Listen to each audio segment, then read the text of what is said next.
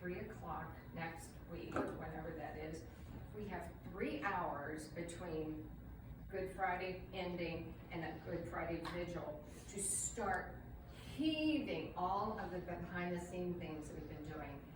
And Easter Saturday is one of the highest tempoed activities I've ever done, where we're trying to get all the altars done, all the chapels done, all of the stuff in time for the Easter vigil. And the musicians start arriving around 6 o'clock. So yes, that's not when we sit there and we pray to God. It's when we hustle and we work. So Conte, a couple of weeks ago, called me and asked me, did I think we could do these flowers for the 11 o'clock service? Well, after seeing what came yesterday, God, I wish I'd said yes. But at the time, I said no, because this is slowing down. This is prayer. Let's take our time doing it and doing it well. Your altar guild, flower guild, the same thing at the National Cathedral. And for that, we are actually commissioned as ministers. And maybe someday Paul will commission all of you as a flower guild. Or maybe not, who knows, I don't know. And what makes it ministry? And there's a handful of things. Wouldn't that be great? Oh, yeah, you do anything we tell them. He blessed our needlepoint. I don't think there's a service for that. Put on your apron and he's going to want one. So, not me.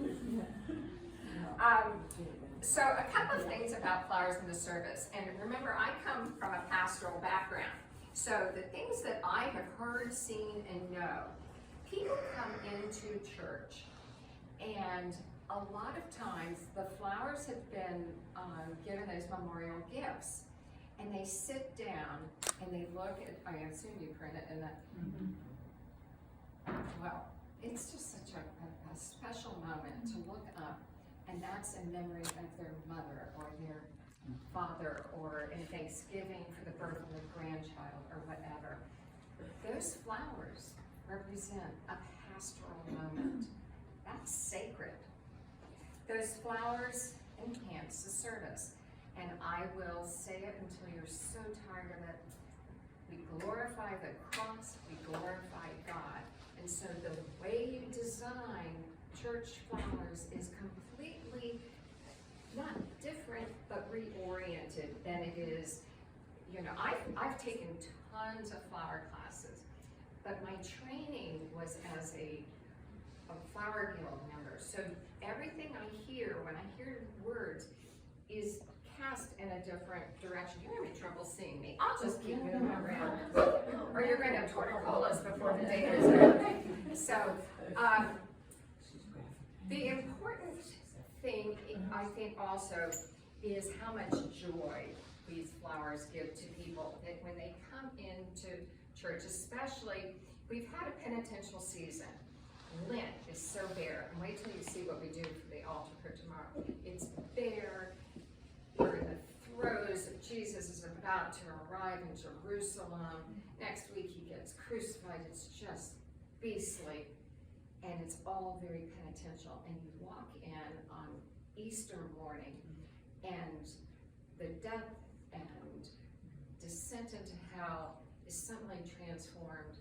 And it's Easter morning, and you've got the glory of these flowers and color and brightness, and it's theological, but there's a psychology to seeing it, and it's springtime. I don't know what I would do if I lived in the southern hemisphere, because Easter needs spring. Can you imagine if it was suddenly the leaves changing color and to say, Happy Easter, as the leaves are falling. But for us, we're very, very blessed to be able to celebrate rebirth, resurrection, spring, and Easter. And that's when people come into the church. That's part of what you're reinforcing.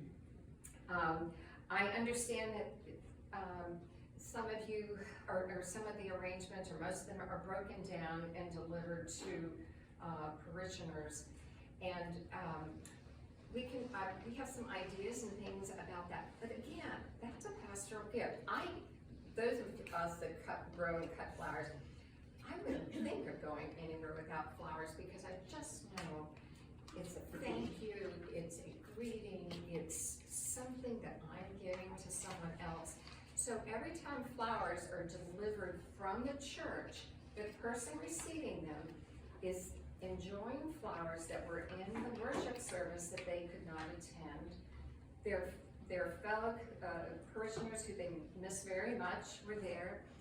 They heard music, they heard the service. That's not a flower arrangement, right?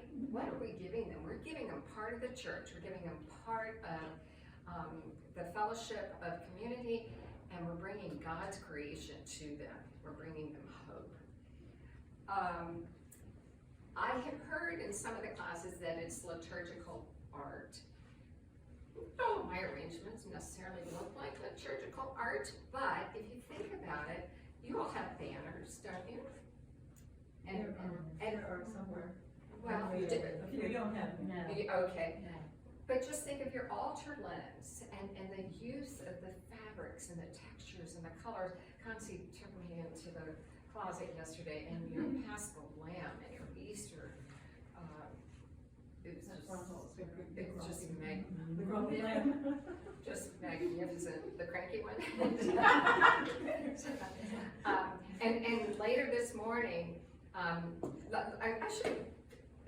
we're going to talk for about another hour here about church flowers and some concepts of church flowers and all. Then all of these little buckets, each of you will get to do your own arrangements in the style of the English garden altar that is what we hope that if you don't do this Easter, you may do for future Easters, that you can also do for other major holidays, memorial services, holy days, I should say, memorial services, etc. The English garden altar is everywhere in Britain. You see it a lot. One of my best friends, let me introduce you, is this dear soul here, Faith Flowers. And this author, I think, is one of the books that you recommended. She is the head of the Flower Guild at the Cathedral of St. Philip in Atlanta, which my daughter attended when she first graduated from here and went down to Emory to work in their pediatric unit. And she went every Sunday, and she kept telling me about the flowers at St. Philip. I never knew that she had done a book. I love this book. It's very, very prescriptive. You go through it. If you're going to buy a book, this may be the most practical one. The one that's most inspiring is Judith Blaylock, who is kind of one of the grand dames of flower design in England. But the inspiration you can take from these books is just amazing. So we've talked about beauty, we've talked about God, we've talked about what we're doing is to manifest God's creation. One of the things that the Brits are particularly particular about, and we, to some extent at the Cathedral are too, we should be bringing indoors what's going on outside. We should be reflecting God's creation. And so these books are very clear that we should not use artificial or silk flowers. We use apple at the Cathedral for filler. We have some white hydrangeas that we use. The high altar is just huge, and we'll talk about size and proportion in a minute. But for the most part, try to use fresh things. Try to show God's bounty. Try to show what's going on right now. For example, this would not be the season to bring in Hypericum berries, which arrived in yesterday's arrangement. Have bright red Hypericum berries. We're in springtime. Right? I'm dying. Well, it was an interesting contrast with the maroon around the edges. And we're going to talk about color because maybe that's. Oh, they're on the altar. The funeral's at 11. Oh. We'll bring them down for a while. Yes, and we'll have an opportunity to think about it together. So the point of what we're doing has that different focus. The next page, having introduced you to my best friend, is, and I'm giving her due credit, so I'm not going to get in trouble with the copyright police. Take a second and read this. This again is the foundational principles. This is the handout. It looks like this. Oh, that one.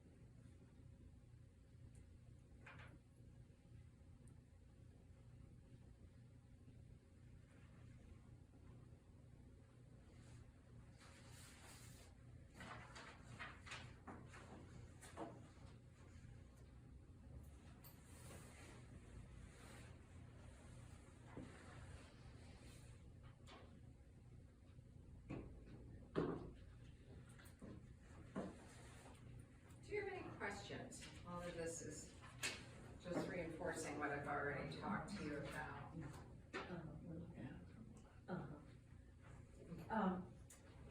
For those of you who remember Sophie Bass, who was a member of this church and the Altar Guild for a long time and married to Admiral Tom Bass, who was 40 years in the Navy, she would sit back in her later years and say, flowers can't go above the cross, flowers can't go above the cross. And we never knew what that meant, whether it was the top of the cross or the, it's interesting to see the arms of the cross here. Well, So, but let me clarify that this, having been in your space, and it's a gorgeous cross, if you went just to the line, you would be very limited. I think just the top is fine. We have obviously a huge altars where we are, so we have more flexibility. Jesus won't mind if you go to his hand, that's just fine. Okay. So, a couple of things that we do at Flower Guild at the Cathedral, and I'm sorry to keep harping on that, but obviously that's my context, my experience. The friendships that are born out of this kind of ministry are remarkable. Small group friendships are strong, but there is something about the humility of when everybody's down on the floor sweeping up holly leaves or squished holly berries. We create beauty, we create humility, we create strong bonds of friendship. You're working in teams, and I'll talk how we do it at the Cathedral, but to me, and I've been involved in tons of ministries, there's something unique about a Flower Guild, where I don't know if it's the beauty, I don't know what it is, but all of you will bond in ways that you never believed imaginable. God bless you, it's just an extraordinary. I love my team like sisters. It's just amazing. So, what we do based on the theology is Jesus sent disciples out 2 by 2. Well, for that matter, if we need to go back to the Old Testament, those little animals climbed on Noah's Ark 2 by 2. So this concept of working in pairs is very much part of what I hope you all are able to do as you figure out your teams. And I have some thoughts and all about how you might rethink some of your Flower Guild organization, and you may decide that that's not for you. But I think when you're doing, especially the altar, you have to have two people there. And that's for not only theology, 2 by 2, but for balance and symmetry, and for fun, and for fellowship, and there are just so many reasons. And we haven't done all of the chapels, and we don't do the crypt level at all right now, because we had to close down 2 years ago. But even for Bethlehem, which you saw the picture of, there'll be 2 of us doing that. If somebody calls in sick, then you're doing it yourself. That's exhausting, because you have to step back all the time. But we literally, and when we get to designing, for the big arrangements, like the high altar, do you arrange on the altar in the other room? Okay, so we decorate in place. So, which makes me laugh, because, I'd always been a faithful communion minister and pastoral nurse, and I got near the cross and I reverenced and went back and I reverenced. And when you're carrying, I get such. So I no longer reverence the cross when I'm wearing the apron, because it's risky, it's wet, and so. But what we are arranging in place, so it's very reverential, and you can usually count on me not cussing out loud during that time, because I'm in front of Jesus. But for you all, if you're doing it in another room, you're going to still, I hope, and I imagine you do this, once you put your arrangements in place, I hope there's another stage there where you are making sure you've got all of the angles covered, and I'm going to knock into the apples, but you have to keep stepping back. We go back to the back of the nave to see how things look. So, and we'll talk more about that. We have 4 teams, and we have about 100 members, so we've got about 25 on each team. And the way we're organized is we've got co-captains for each of the teams. Did I mention that I've been promoted to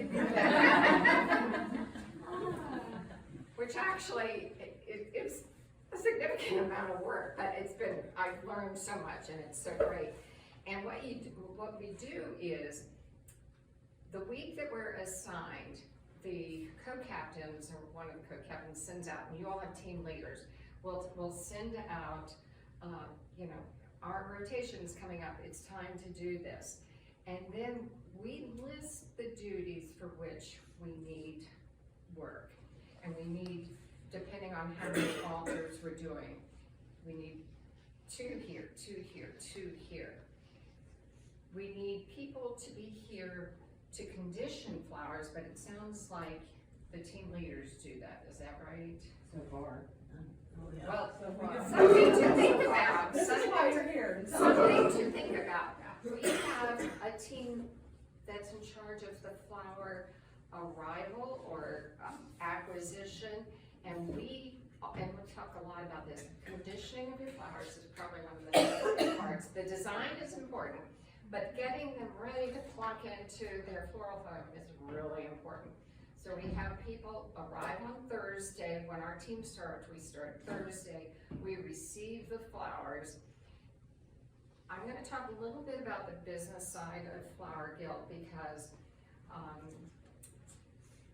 in our budget, we have X amount for certain altars, or X amount, and a couple of the things that we are very careful is we're meticulous about inventory. We count everything to make sure we got what we needed. That's important not only for a design perspective, like one of my snaps busted. Look at those snapdragons. I love them. They're so phototropic. They were all just perky straight soldiers this morning. They're just going everywhere now. And the Bells of Ireland over here are just having a grand old time too. So we also, when we choose what we're going to order or choose what we're going to buy, we think in terms of conservation of materials. What can we use again? What are greens in particular that could be freshened up, stored, and used week after week? The Flower Guild should model good stewardship, and we're going to talk a little bit more about that. But each of these teams, when we do our flowers, we're looking at how can we use the money that's given to us for a given worship service, as well as what do we need to invest in for the continuation of our service. And Conti, kindly show me your closet. There are a couple of investments, I think, of different containers or holders or some of those things. And so as you all start this guild, I would encourage you to think investment in hardscaping, if you will, investment in materials, as well as how your money can go to things that are disposable and expendable, like the flowers. I'll hit this again, but in England and in Europe, the use of floral foam is very frowned upon because it is not compostable. It is, you know, like throwing away plastic. We will reuse Oasis, although that can spread bacteria, can spread all kinds of grungy stuff. More importantly, a lot of times after it's been used once, it's got so many holes in it, it doesn't hold flowers. But I'll mention this later, but I've attended some workshops lately where people are using this plastic coated chicken wire, and you crunch it into your thing. You get used to it. I'm an Oasis girl, and I've always been, but after I attended a class in school, they were kind of horrified. You know, I'm proud to say I'm from the Washington National Cathedral, and when I said we were still using Oasis, I thought I was going to be excommunicated. But not anymore. You know, we go through a lot of Oasis, and I know that is wasteful, and it's not good for the environment. So we're trying to think creatively about that. But we invest in things like we have Easter wreaths, and you know, so think about it, not this Easter. You need time to think about this, and I hope you have meetings during the year where, I'm sorry to burden you, but these are things I've been brainstorming, where you think ahead about what you would like Easter to look like next year, what you would like Christmas to look like, and look for your sales, look for at Growling when they have some of those grapevine wreaths on sale and all, because the more of those things you have, the more creativity you can use, and actually the less you end up investing in flowers, and the more you can do with the money goes farther. So does that make sense to you? We've over the years had some, we have lots of endowments for our flowers, and so that gives us a nice, but we have taken some tremendous line item cuts, and so we've had to really be creative, and I'm going to talk about how you can make the budget work. So let us get into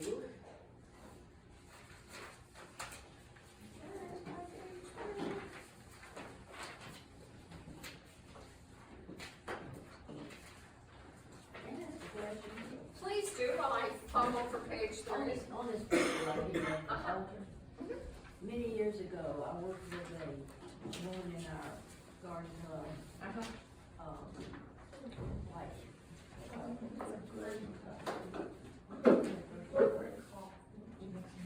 Anyway, that's not the point. I'm sorry.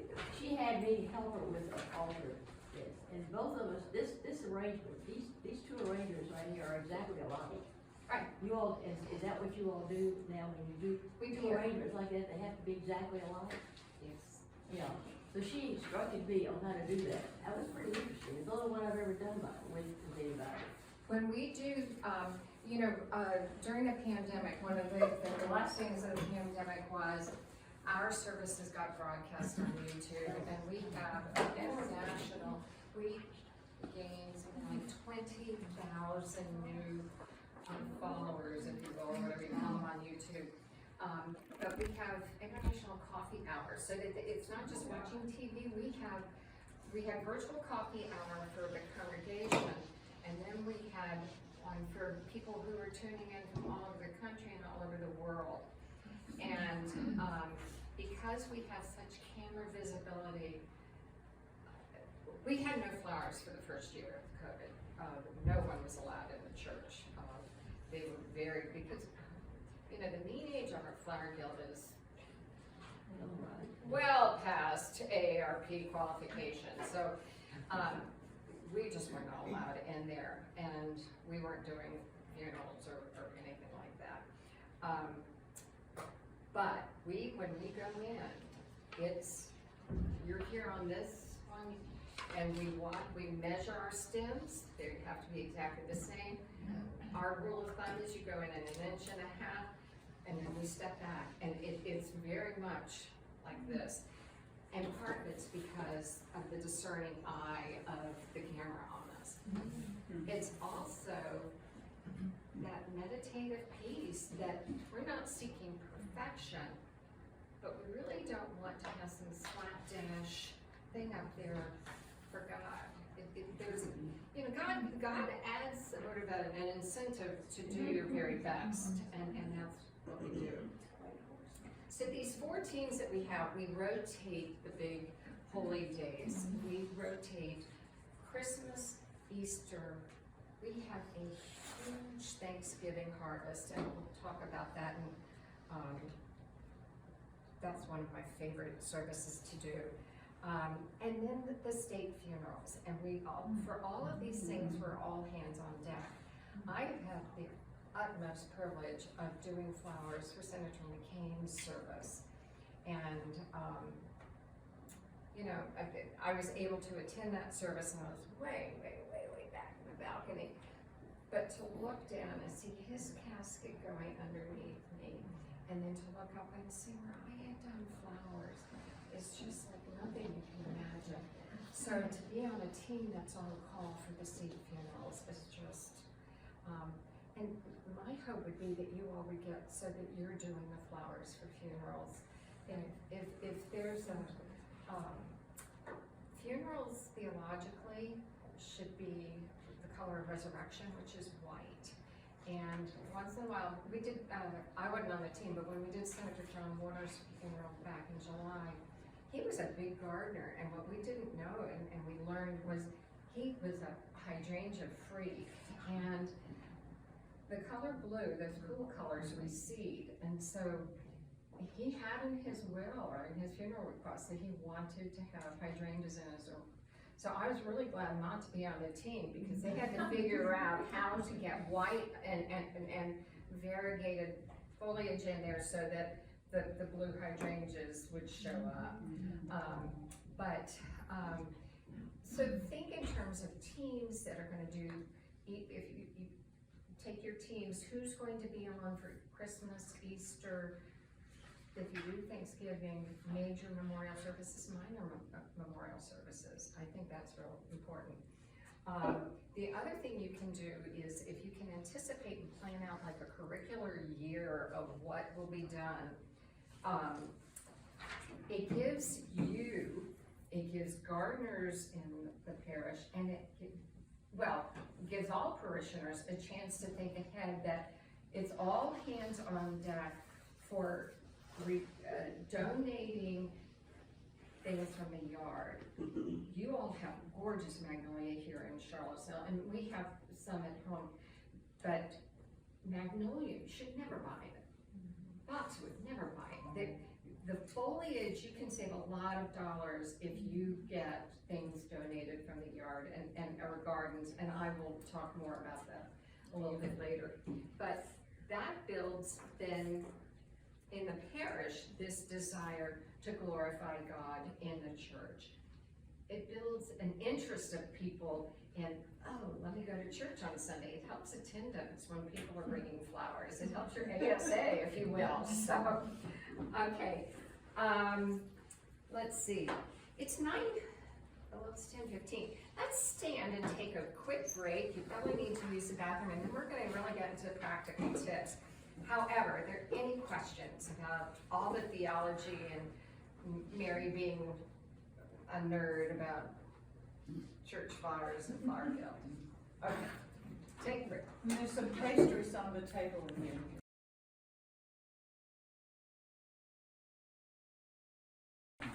But before I get back to business, years ago somebody said to me that I had enthusiasm, and I said, well, thank you. And she said, you know what that means, don't you? And I said, no.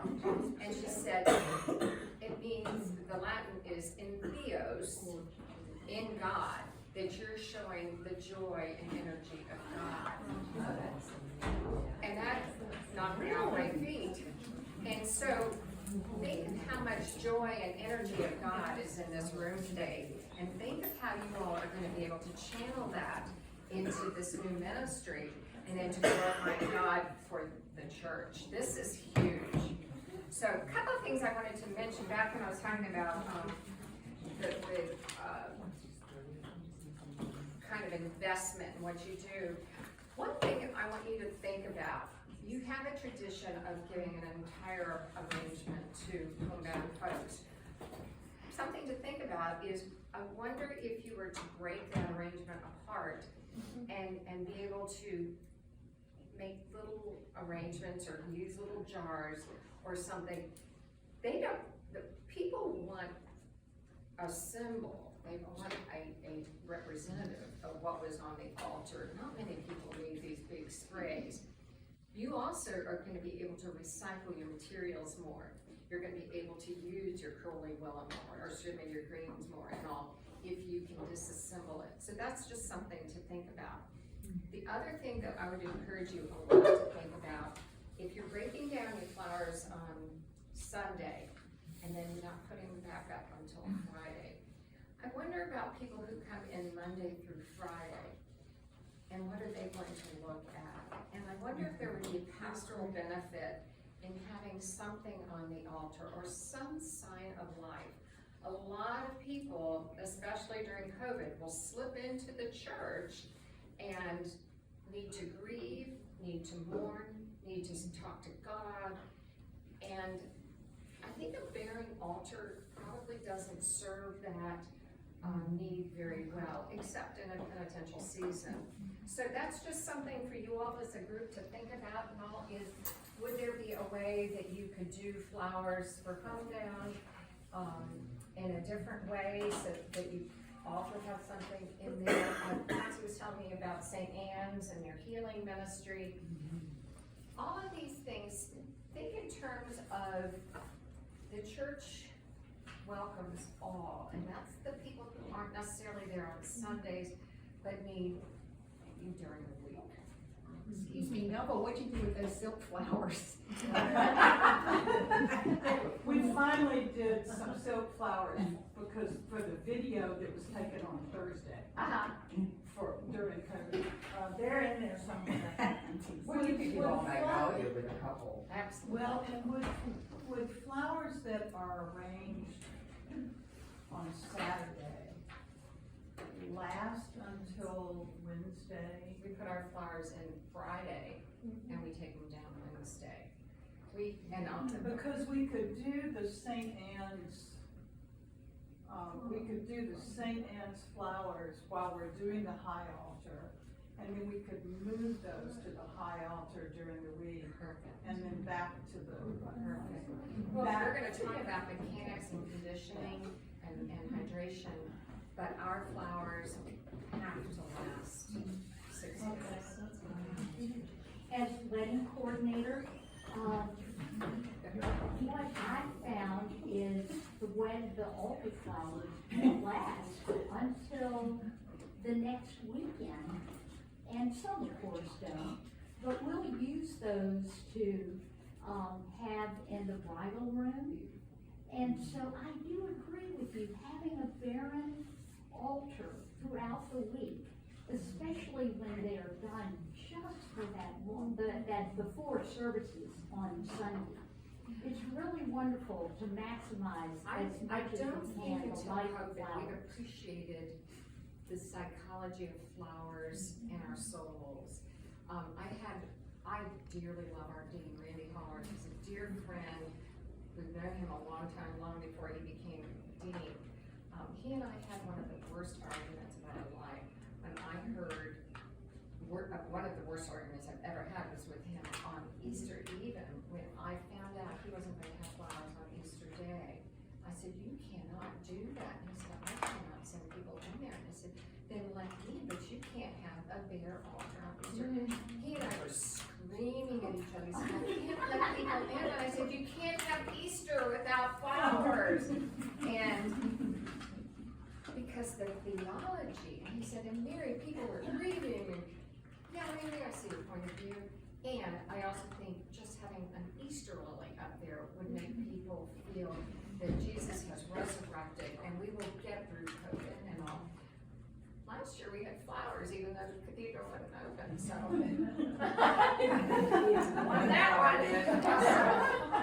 I think it would surprise us to know how many visitors or parishioners come to the sanctuary You know, throughout the the day weekday. that Ukraine is Is it open? We, Is it Yeah. open? Mhm. It's open all day? Excuse me. and you don't know when people are going in, but I know, the day that the Ukraine war started, we began to open our doors because so many people just needed to come and sit in our church, just needed to come and pray. So we've got, our color scheme is, the big yellow and the blue is a nod to, the Ukrainian conflict or war or whatever. And when I got the ranunculus, there's some orange in there too, so wahoo wah. When we get to arranging, you know, people get touched by things. So, all right, so my flower designers in here, don't mock me and don't laugh at me. I'm gonna go over some of the words in flower design that you use and that you all use correctly, and you probably used in courses, and you probably got certificates saying you know how to use them. I'm gonna tell you how we use them in Flower Guild, kind of, sort of. I mix the terms up a lot, but. So we're on your second page, okay. Scale, proportion, these are words and vocabulary you may hear used. If you want to impress others, you can use them, or do like I do and mix them up, and then others see what I really don't know. Scale, proportion, size, and space. Churches are huge space, so what you're going to put up on the altar has to fill that space differently than a centerpiece, right? Think of oh God, it's always a few that are in the very back pew. Those people, except when they come up for communion, they also should be able to see what's up there. So think in terms of your visibility, your size. You don't want to overwhelm that space around the cross. We've already talked about not going over the top of Jesus' head. But by the same token, you don't want to look like you have a tussie-mussy in there. You need that proportion. You need that scale. Concie and I played around yesterday, and something you all might want to think about is moving your candles to the outside so that the flowers are next to the cross. And we thought it looked, that's what's going on with the funeral right now. Oh, did you do it? We did.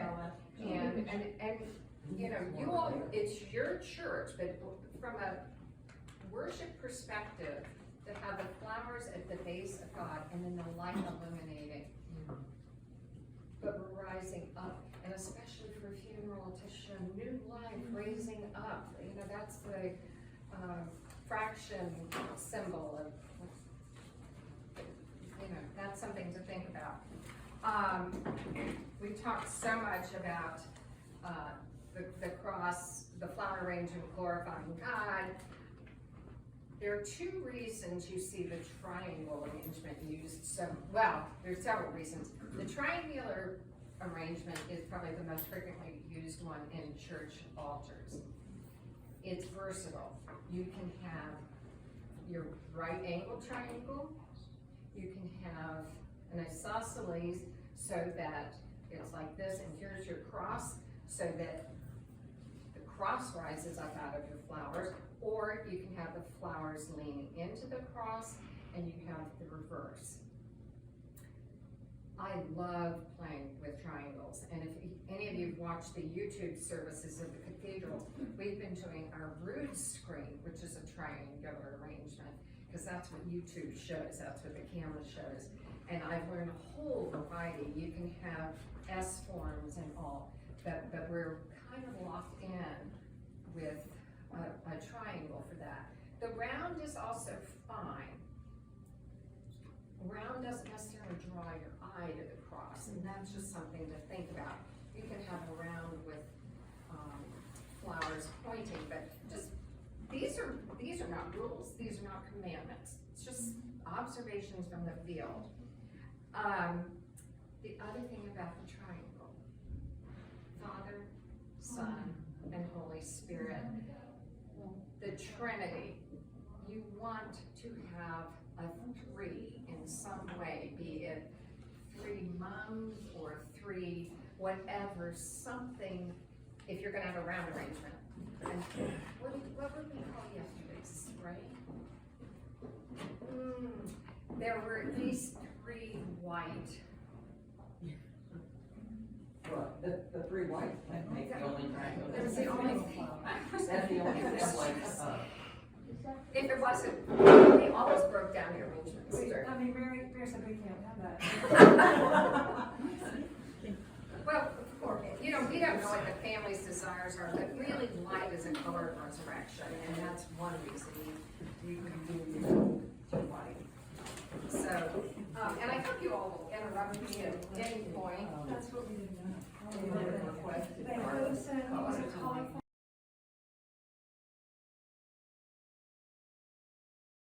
Probably know everything you need to know about the triangular and the round. I'm introducing you to this English altar, English garden design today, because not only is it this wonderful, less structured, less formal arrangement, it's very much God's creation. It's very natural. It looks like you're walking down a beautiful English garden. Some people, it's also called European parallel design. I think that's a term that you see in the rest of Europe. When the word balance and symmetry, you know when something is off. And I've sat in churches thinking, I could slip up there after communion. And flowers will slip and fall, and you know, it's no fault of the designer, but it's oh God, I'm gonna fix that.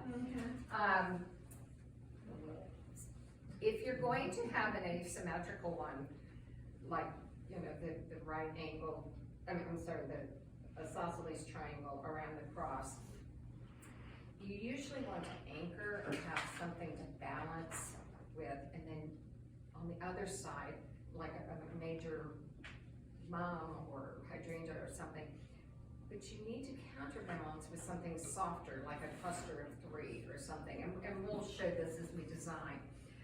We literally have weights that we use because our arrangements have to be so big and so, some of our things can be so top heavy. We have lead weights that we will put on the back side of some of our arrangements so they don't topple during the middle of a service or something, and it secures it. Your choir, you know, you're restricted in some degree by the choir behind you, but there might be some ways where you could, by using weights, give a little more spray or a little more flow.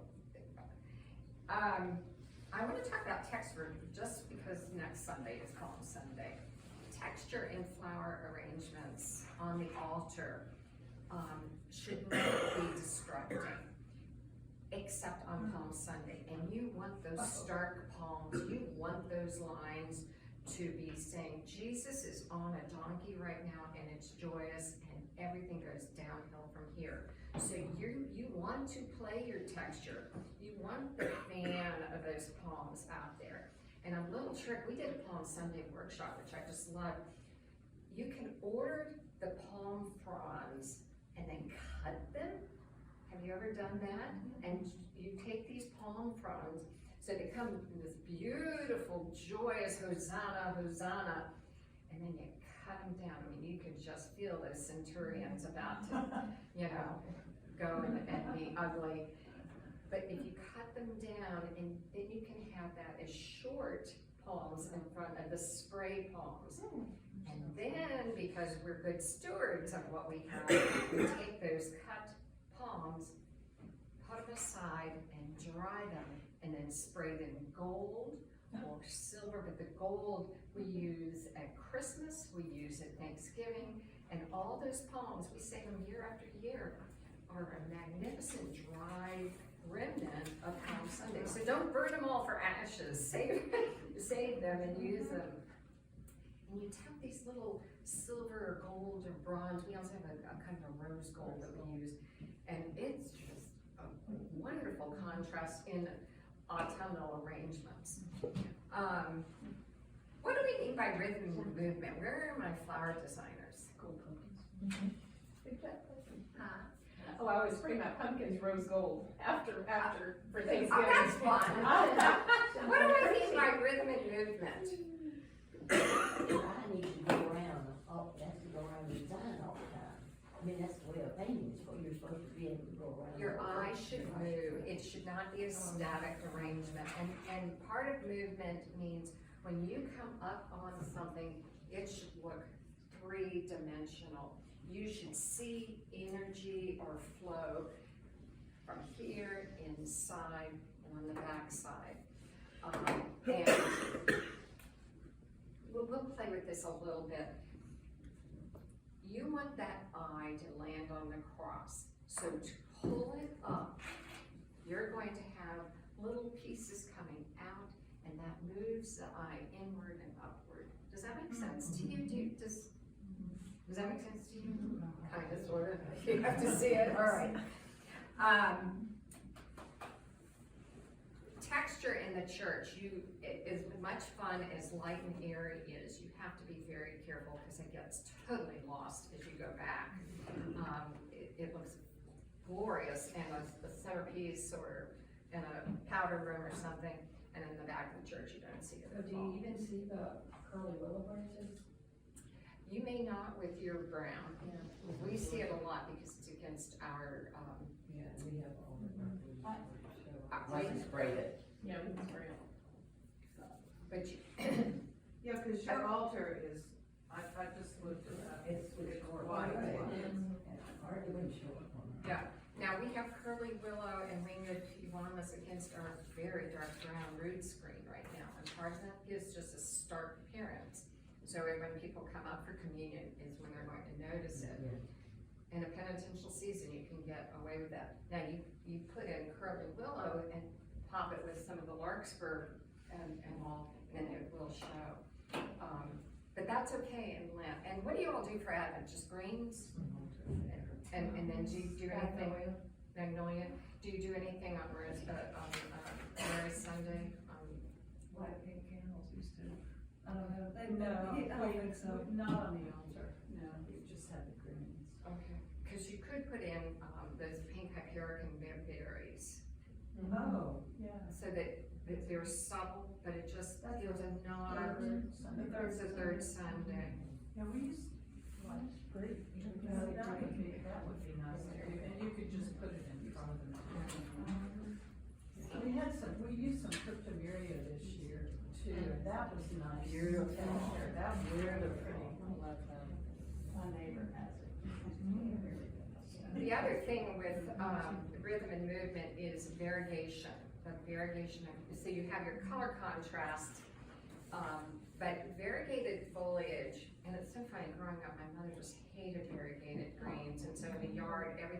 solid color. And I have learned to really love irrigation because it gives you that movement and it gives you contrast. So stop and think of all the things that you probably have in your garden. I was walking around with Judd yesterday, and she's got Solomon's Seal coming up, and ooh, is that a gem to have for your arrangements? And we can talk about that. So, so any question on those terms? And did you see how quickly I glossed over that? Because I'm not teaching a flower design class, and I really don't know what I'm talking about with that. So, all right, let's talk about the selection of flowers. Where do you get them? Trader Joe's. All right. That's so good. One way of thinking of this is, this is an opportunity for you as guild members to, and some of you are big gardeners, is to think and plant those things that would be beneficial for your arrangements. I have more acuba. I cut my acuba and put them in vases for the summertime, and they always root, and so I replanted them. And I have enough acuba to supply the entire Commonwealth of Virginia. But it's great because acuba, especially the lower branches, have flow and movement, and it's just a great thing to have. So think about what you can grow or have that can be brought in. How many of you have Iliagnus, Russian olive? Oh, don't trim it. Cottage, bring it in. We reuse it. We cut the stems, we reuse it, we reuse it, we reuse it. We make wreaths out of it. We use it for wrapping other flowers on. You can wire flowers on it. But it gives you movement and flow, and it's the color, that kind of gray sage is just yummy. What plant were you talking about right then? Russian olive or Russian olive, Iliagnus. okay, 'cause I thought I heard you guys on invasive. It's terrible, Yes. but everybody's got it, so. I have Nandina in spades, and I have pictures of them. I've provided, I think, like 300 berry clumps every December. And I have neighbors going by, we're in a very tight development, and the judgy ones are looking at my Nandina, and it's kind of like, sorry, I need those berries. I have a commitment to God, so come at me. So, but some of the things that you guys can be doing, or get your parish, get your fellow members involved. You could have forced, before Lent, you could have forced forsythia or quince or witch hazel. Think of all those early spring things that give you hope. Then in Lent, we have to go dark. But think of spring, and you can force things. We're going to be using curly willows shortly. This will come down, this will be on tomorrow, come down for Palm Sunday. This will begin to root, or not root, to green out. And I always use curly willow. I buy it early in Lent, have it in our front hall, and then it usually has greened out so I can put all my little Easter eggs on for the grandkids. So curly willow is a great investment. You get it, and it's something you can use throughout Lent. But let's just go through some of the other things. Deutzia, redbud is beautiful. Spirea, all of these things that you may have may save you $10 at Trader Joe's, and you've got that money to invest in some of these little oasis cages or some other containers. Boxwood, holly, the leaves that, the winged euonymus in the fall that is that crimson red that's spectacular. Have somebody bring that in, and then when it loses its leaves, take it out and dry it, and you've got your Lenten arrangements. You can say that winged euonymus, and your storeroom will kind of have to think through creatively. Our flower room is such a packed rat, hoarder's paradise, and everybody somehow, it's like you get the purple apron and you know where everything is. You just go in there and you just know it's in there. The big thing is, how many of you have hydrangeas? How many of you dry them? They surprised the deer. Yeah. I hope you all are using those like mad. They're a magnificent filler. When they're fresh, they're gorgeous, and then dry them, or leave them on your bush. Oh God, we had this one woman who lives in Chevy Chase, who does, she has it's in purple in the summer, and then in the fall, it turns to a magenta. And it is the most gorgeous. And then you cut them off and they last forever. And a huge amount of our Thanksgiving has hydrangeas as a base. So, all right, so you talked about the grocery stores. I have some tips for you. The age of those arrangements, how old they are by the time they get to you, maybe at least a week after they've gone to the wholesaler. So if you go to the wholesaler, your flowers are probably a week younger than they are at the grocery store. So if you're just thinking in terms of how long do I need these to last and how will they do, that's something to think about. We learned, when I was at the London Flower School, they taught us about the European flower market, and this 24/7. Have you ever seen the behind the scenes of this, and how the flowers for 24 hours are coming in from the fields here and out, and the same thing's happening down in South America. Did you have something to say, Teresa? No. But it's amazing, and these flowers are really pretty fresh. Because of this cold snap we had over last weekend and this week, some of our flowers got a little, the bells of Ireland are a little unhappy, but you know, we're gonna work around that. One thing about the wholesaler, it becomes a real mathematics operation, because they come in bunches. If you order, if you want like 5, the first time I did this, I'm telling you a mistake I made. I ordered 5, can't remember, was it snaps?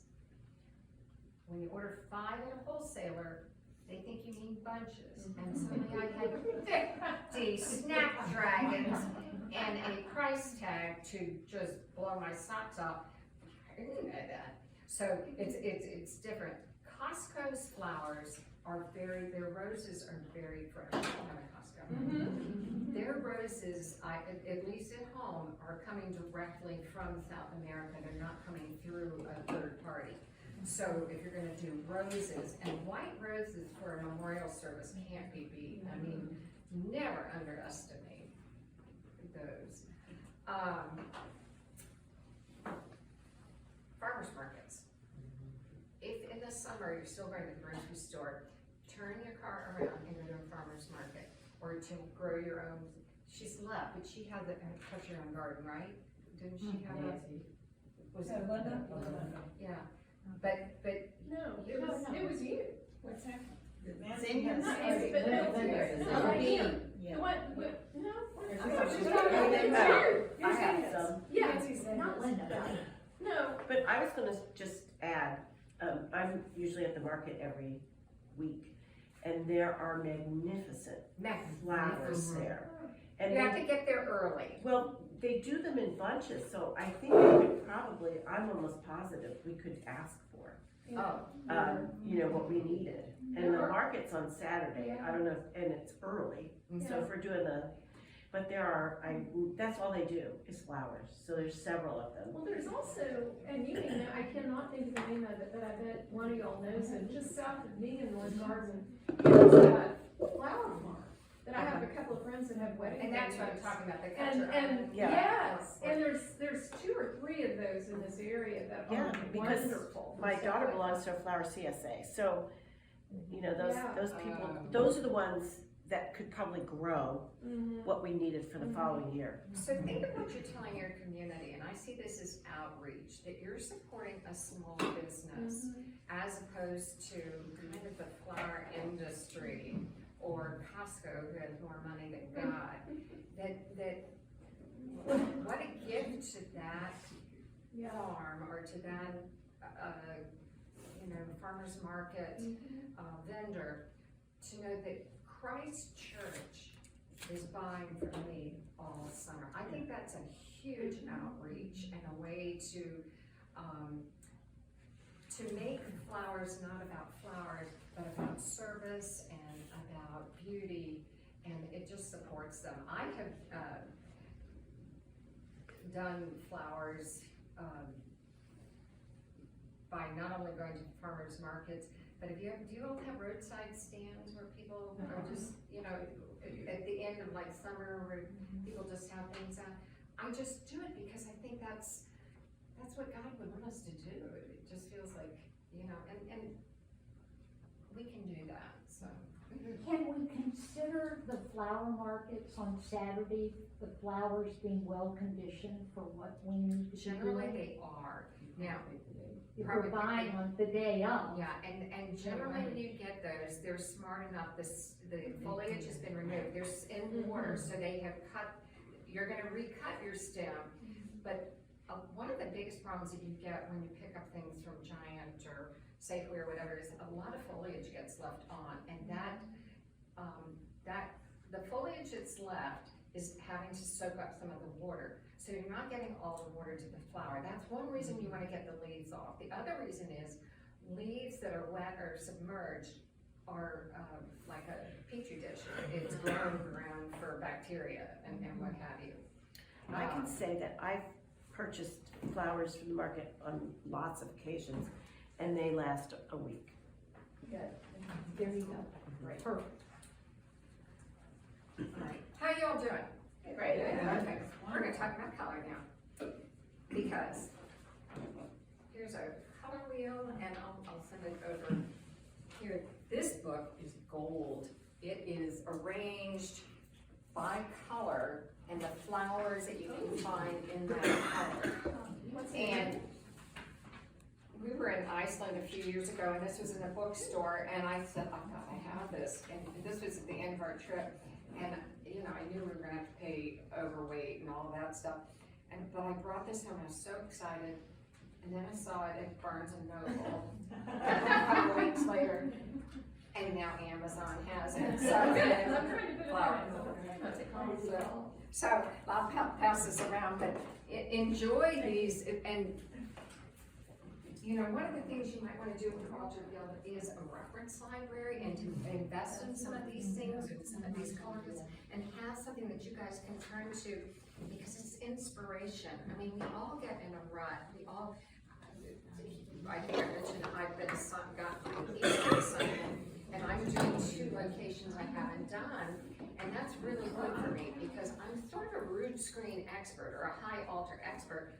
This is going to force me to think differently and work differently, and that's God helping us grow, and I think that's really good. All right, let's go through some of our liturgical seasons. And again, flower designers, this is something you never have to worry about. All right, we've already talked about in Lent and Advent. Well, let's start with the beginning of the church year. In Advent, we use greens. And why do we use greens? Advent's considered a penitential season, right? And some churches on that 3rd Sunday, I think berries and greens are pretty. Some will actually, in the Catholic Church, they will have pink roses. They'll go all out on Pink Sunday. And then we have Lent. And Lent is those tragic 40 days when Jesus is going to get crucified, and we're repenting and atoning and thinking and all. And I wish I'd taken a picture of it. The more barren and stark and holy you keep your Lent, the more joyful and robust Easter will feel. So there's some psychology, playing on theology with your flowers. What colors do you use for Pentecost? Or any of your warm colors. What you're representing is the fire of the Holy Spirit, right? So, what color? Red, yellow, and orange. Absolutely. And I have literally in my funeral plans that I do not want violas. I Me too. You can do too. I mean, Nicole Fanero. I hate them. I know. However, I will say, for Pentecost, it does look like a flame, so you That's get good. really, so if you want the flame of the Holy Spirit, glads are okay on that Sunday, and take them down, but never take glads to a homebound person. Oh my God, what are you thinking, right? I mean, here are the flowers that you're gonna have when you die. Come on, you do better than that. The tradition, theologically, liturgically, is white for funerals, white for memorial services. And because white is the color of resurrection, that's why you're supposed to be white on Easter, and you use a white frontal. Yeah. Do you all have ordinations here? What color is an ordination? Clergy wear red. It's a lot of red, and that's so much fun to do red, especially trying to do it at different seasons and seeing what's available. There is a whole bunch of research, a whole field of study on theology of flowers and blossom theology. The two I'm going to hit on are the Easter lily should be somewhere around. That is sort of has become a symbol of resurrection, and you have a beautiful altar that you use a lot of that.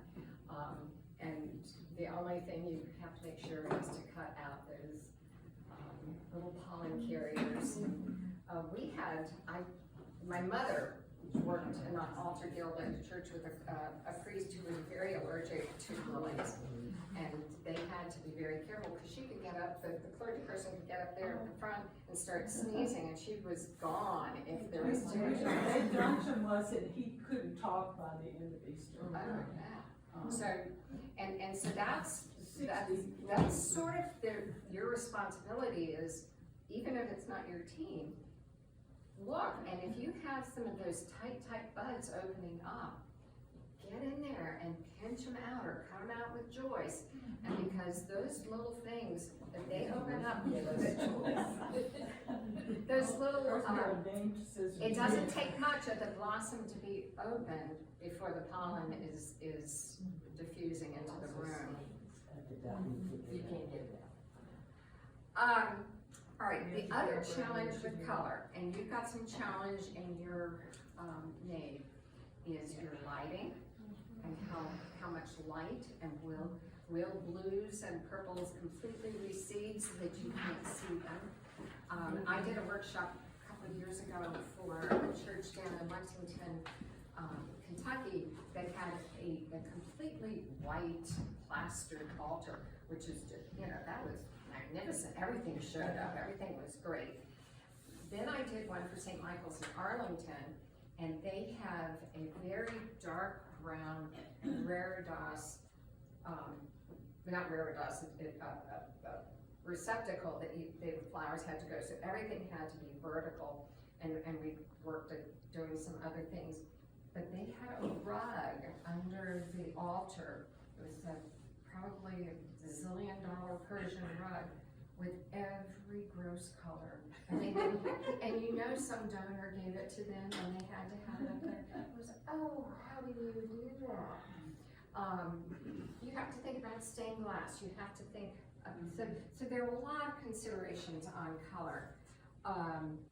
And we've said over and over, you want your warm colors as often as you can because those colors move forward, your blues and purples recede. And we don't often get blue or purple because at the back of the church you can't see it. But we don't get them for the high altar. We'll use them in smaller arrangements. Do you all have flowers in the narthex? No. Yet. To be greeted by flowers is a really... Or a lily. Just an extra poinsettia. Twice a year when you Twice have a year. pots of flowers, that's it. But here's something that you think about your long-term plans. You know, is this a place you would like to greet people as their first impression when they come in the church is the glory of God right there? And do you have a guest sign-in book or something? That's something to think about. I might need a pedestal. The pedestals are grand, Well, we- great way to invest your money. Now with the credence table on the wall, we have that table below it, maybe we could put one. So when we do these flowers, again, I just want you to think of being, if, especially since it sounds like the rector lets you do some of these things. We right now have a canon for worship who, we have to be real careful of that, not messing around too much with the high altar. But it's all about what's gonna give that cross the oomph. And your cross is a glorious cross, and it's a little bit shorter than some of your flowers will take. So you're gonna have to think creatively, can I even use some of these things because of the height of the cross? So, all right, let's talk about conditioning of materials, and that's time for a break. Each of you will go into the kitchen, and we've got, do you think there's still water in those? In the, We'll cover it.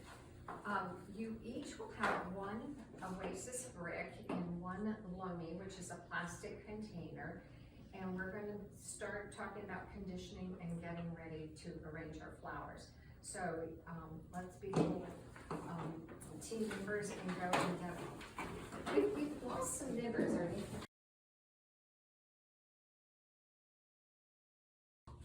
So when your flowers come in, you want to strip as many of the leaves as you can without stripping it bare, because the leaves are gonna take water away from the flower.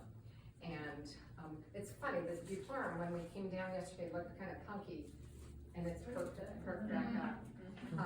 This snap, the flowers are still okay, but that foliage is saying, take me, and so we'll strip that down. Again, the pastoral, looking at a flower arrangement that has somebody actively dying in it is not the feeling you want people to walk away from church with. So, all right.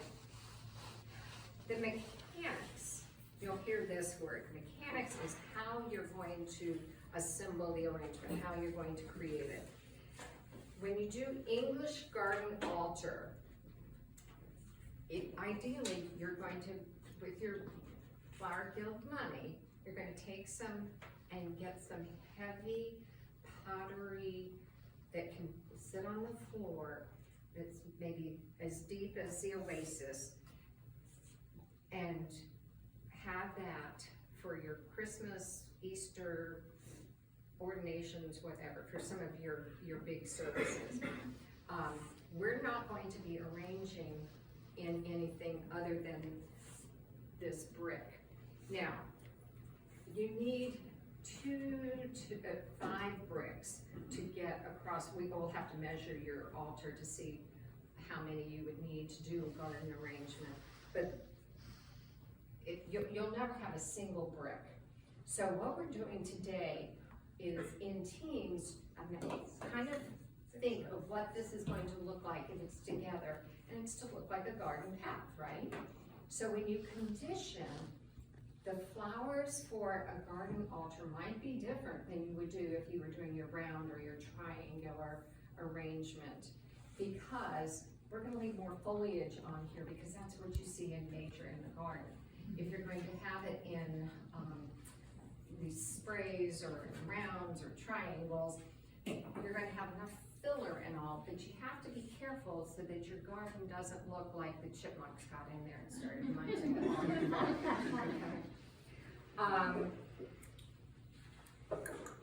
So we've talked about Oasis and the sin of using Oasis, and please forgive me, Jesus. We soak our Oasis in water for at least an hour, unless we're crunching on the Easter Vigil. You put it in your sink and let it absorb the water. You do not put water, the spigot and water going into it, because you create air bubbles. So you just put this in a basin of water. That makes sense. Yeah. I have gone and cut oasis that had been soaked, and there were dry spots in it, and come to find out it had been soaked the wrong way. If you need to cut oasis to fit in a container, it's generally easier to do when it's dry, but you don't have to. It worked really well yesterday to cut it, because we've got to, when we fix these for the altar, you can take your wet oasis and pack it in a little bit tighter so that you have a little more surface area on the top. And for something like your curly willow, we want that to look like it's coming from a natural root ball. You want things, you're not gonna go willy-nilly into your oasis in a round or triangular. You're going to choose your center point, and you're going to come off of that, because you want it to look like a flower bush or a flower in bloom. What we're doing today is different. We're going to use a lot of the area of the oasis. Does that make sense? Mm-hmm. Okay. Let's see. Let me show you some of the things that we love. This plastic covered chicken wire is fabulous. Well, I've put it in some of my own vases that are not clear, and I'm able to, especially things that are top heavy. Like just last week I was using this one, was falling all over. Maybe my curly willow. And this recycles beautifully. This is not rusted or anything. I also have rolls of regular chicken wire, and you can use this to create whatever it is that you're doing. I don't want to spend time on this because we're not using it today, but these are things that you might want for your flower guild closet. This is floral wire. See, it's bendable. You can't live without this. You thought you could, you just didn't know you couldn't. Use this. You can take a piece and cut it. And if you want to create a natural bend, like in the larkspur, you wrap it in gently, and then you can tilt it over. Yeah, tender and gently. What's that hymn? On that loud way, or sing the word, because you could snap it, but you can wrap this around a flower and then create the bend that you want, or create your wood bend. Yeah. Well, on tulips, if you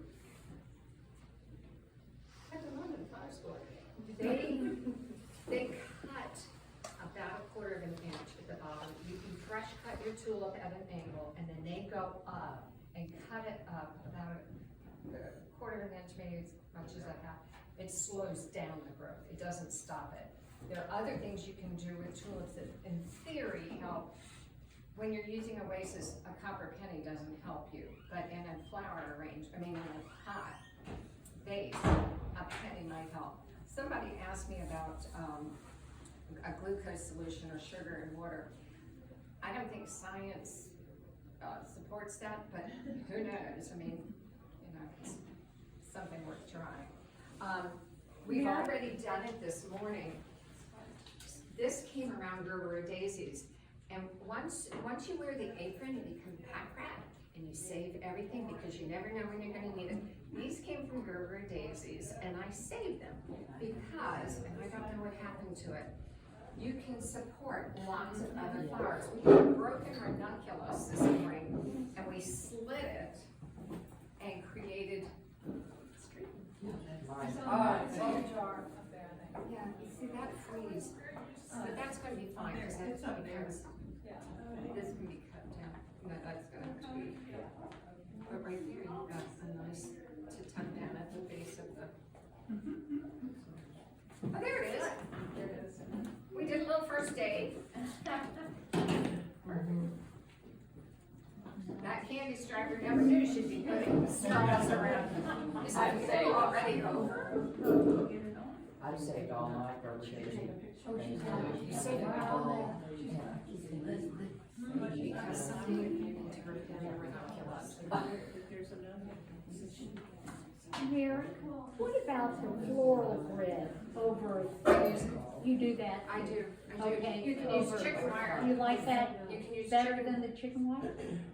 I find the floral grid is less cooperative, Okay. and I have lots of them.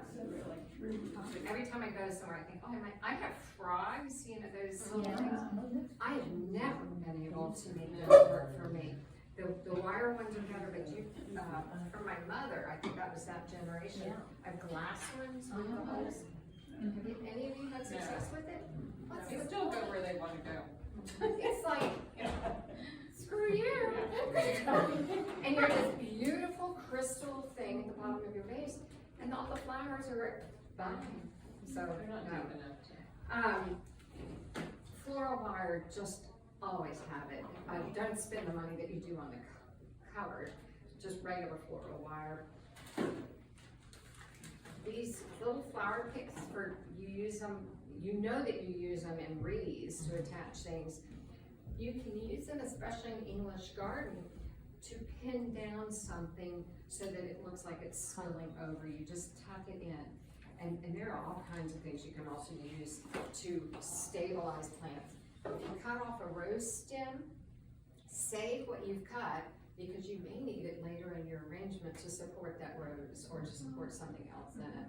So use your natural materials first and then go to your artificial materials. And so that's about my show and tell. Oh, the floral tape. When you have soaked your oasis and then you put it in the container, always tape it into place. Always tape it in place, because you will spend hour, 2 hours arranging your flowers, and it will plop itself out of your container if it hasn't been taped down. It's the worst feeling. And that's why we use weights. We have done flower arrangements that were spectacular. We have a very high cross on a high altar, and the weight of the flowers, things like sunflowers are very top heavy. We've had to put lead weights down there to balance the weight of the flowers. Where do you get the weights, Mary? Oh, if I tell you some of the little dark secrets, fishing weights. I wonder about that. The big weights look to me like old clock weights. I don't know that there's any floral source. I think you look in the old garage and you look in the shed, and what is heavy and little will give you that. We've used bricks, broken bricks. And so Mary, are you wiring the weights to the container, or do you just put it there so it won't tip over? Like, how does it? Put it inside? We will use chenille and create like a tether to it, or so it's your anchor. And so you wrap it around, and then the weight is in the back. And this, I'm trying to think of where here. You, like, if you're doing your baby's breath in front of the Easter lilies, and next year you decide to do something different because you have a more narrow ledge there, just to make sure it doesn't fall down on the choir, you might put some weights back there. We don't use, I know some places will use floral tape and tape it. We can't tape any of our wood. We can't tape any of our. It ruins the wood. Yeah. So, let's see. So, mechanics. Cellophane wrap, again, not the most creation,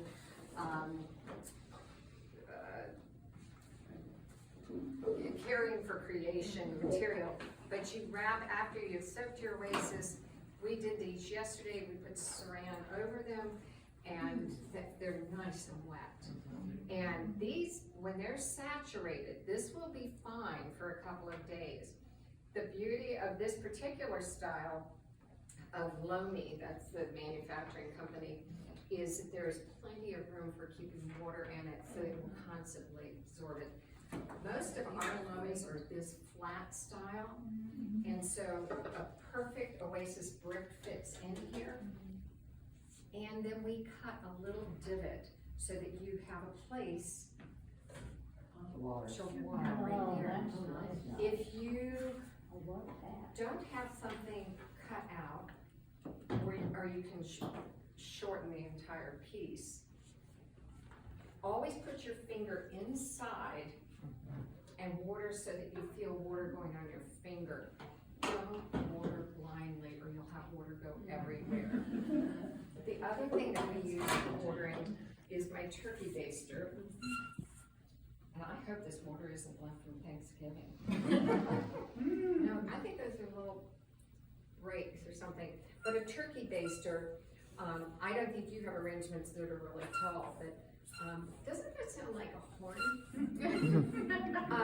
And you can suck it up and you can carefully, but I always put my finger, after I finish an arrangement and we're watering, hold it so that you can feel the water coming out, and because we decorate, we take our linens off the altars and all, but if you're watering midweek or you're watering, you arrange Saturday and you go in Sunday morning and it's summertime and things look limp, you may need to water at 8 o'clock in the morning.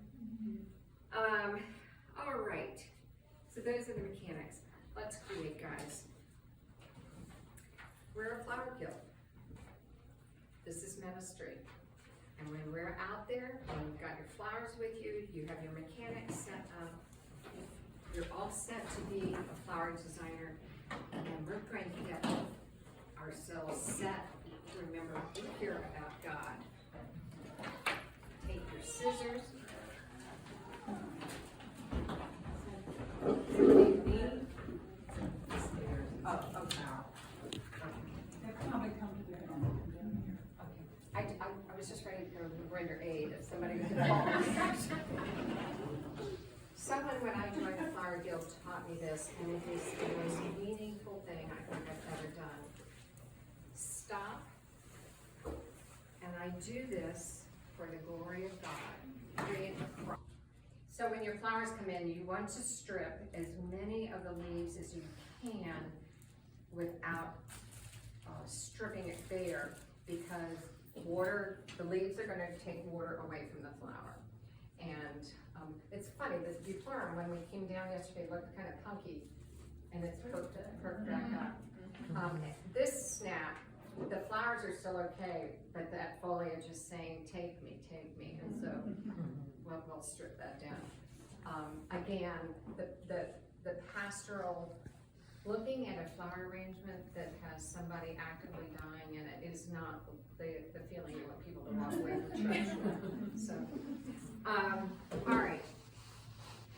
The mechanics, you'll hear this word. Mechanics is how you're going to assemble the arrangement, how you're going to create it. When you do English garden altar, ideally you're going to, with your Flower Guild money, you're going to take some and get some heavy pottery that can sit on the floor, that's maybe as deep as the oasis, and have that for your Christmas, Easter, ordinations, whatever, for some of your big services. We're not going to be arranging in anything other than this brick. Now, you need 2 to 5 bricks to get across. We will have to measure your altar to see how many you would need to do a garden arrangement. But you'll never have a single brick. So what we're doing today is in teams, I'm gonna kind of think of what this is going to look like if it's together, and it's to look like a garden path, right? So when you condition, the flowers for a garden altar might be different than you would do if you were doing your round or your triangular arrangement, because we're gonna leave more foliage on here, because that's what you see in nature in the garden. If you're going to have it in these sprays or in rounds or triangles, you're going to have enough filler and all, but you have to be careful so that your garden doesn't look like the chipmunks got in there and started munching it. So we've talked about Oasis and the sin of using Oasis, and please forgive me, Jesus. We soak our Oasis in water for at least an hour, unless we're crunching on the Easter Vigil.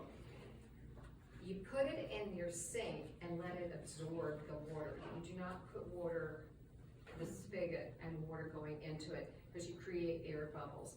So you just plunk this in a basin of water. That makes sense. Yeah, I have gone and cut oasis that had been soaked, and there were dry spots in it, and come to find out it had been soaked the wrong way. If you need to cut oasis to fit in a container, it's generally easier to do when it's dry, but you don't have to. It worked really well yesterday to cut it, because we've got two, when we fix these for the altar, you can take your wet oasis and pack it in a little bit tighter so that you have a little more surface area on the top. And for something like your curly willow, we want that to look like it's coming from a natural root ball. You want things, you're not gonna go willy-nilly into your oasis in a round or triangular. You're going to choose your center point, and you're going to come off of that, because you want it to look like a flower bush or a flower in bloom. What we're doing today is different. We're going to use a lot of the area of the oasis. Does that make sense? Okay. Let's see. Let me show you some of the things that we love. This plastic covered chicken wire is fabulous.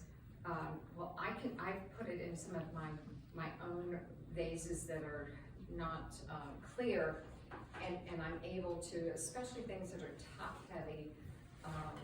Just last week I was using this one, was falling all over. Maybe my curly willow.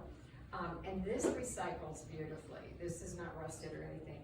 I also have rolls of regular chicken wire, and you can use this to create whatever it is that you're doing. I don't want to spend time on this because we're not using it today, but these are things that you might want for your flower guild closet. This is floral wire. See, it's bendable. You can't live without this. You thought you could, you just didn't know you couldn't. Use this. You can take a piece and cut it. And if you want to create a natural bend, like in the larkspur, you wrap it in gently, and then you can tilt it over. You have tender and gently. What's that hymn? Hum that loudly or sing the word, because you could snap it, but you can wrap this around a flower and then create the bend that you want, or create your wood. Well, on tulips, if you had to learn the flower school, they cut about 1/4 of an inch at the bottom. You can fresh cut your tulip at an angle, and then they go up and cut it up about 1/4 of an inch, maybe as much as that. It slows down the growth. It doesn't stop it.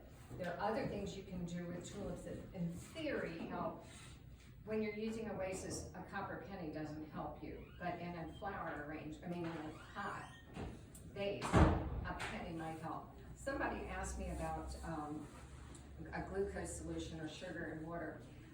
I don't think science supports that, but who knows? I mean, it's something worth trying. We've already done it this morning. This came around Gerber daisies, and once you wear the apron, you become pack rat, and you save everything because you never know when you're going to need it. These came from Gerber daisies, and I saved them because, and I don't know what happened to it, you can support lots of other flowers. We had a broken ranunculus this spring, and we slid it and created street. It's on the jar up there, I think. Yeah, you see that freeze, but that's going to be fine because It's up there. this can be cut down. No, that's going to have to be. But right there, you've got a nice to tuck down at the base of the. Oh, there it is. There it is. We did a little first aid. That candy striper never knew she'd be putting stars around. Is that already over? I I saved all my birthdays. Oh, she's not. You saved my whole- Yeah. Because someday you're going to hurt them and ridiculous. Mary, what about the floral thread over, you do that? I do. Okay. You can use chicken wire. You like that You can use better chicken. than the chicken wire? I find the floral grid is less cooperative. Okay. And I have lots of them. Every time I go somewhere, I think, oh, I have frogs, you know, those Yeah. things. I have never been able to make those work for me. The wire ones are better, but from my mother, I think that was that generation. Glass ones with the holes. Have any of you had success with it? What's They the still go point? where they wanna go.